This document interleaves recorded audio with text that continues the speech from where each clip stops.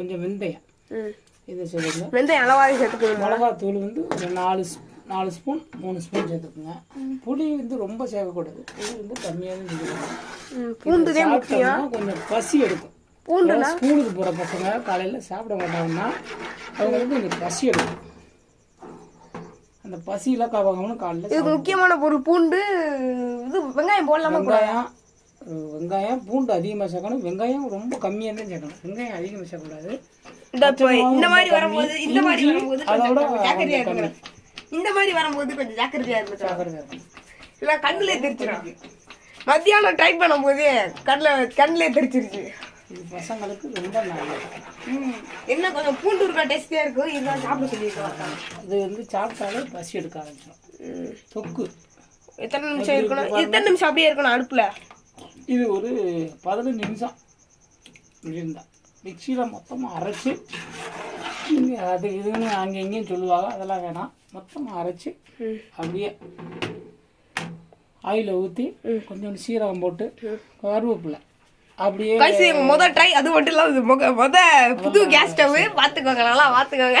புது gas stove சொல்கிறேன். இந்த வீடியோ காட்டியே புது கேஸ் ஸ்டவ் வாங்கி பேச நான் சொல்கிறேன். போல எண்ணெயை ஊற்றி கொஞ்சமாக சீரகம் கொஞ்சம் கருவேப்பிலை போட்டு இந்த கடுகும் வெந்தயமும் லேசாக வறுத்து பொடி பண்ணி வச்சுக்கணும். அப்படியே போட்டுட்டு எண்ணெயில் போட்டு மிளகாத்தூள் வந்து ஒரு 3-4 ஸ்பூன் அப்படியே போட்டுறணும்.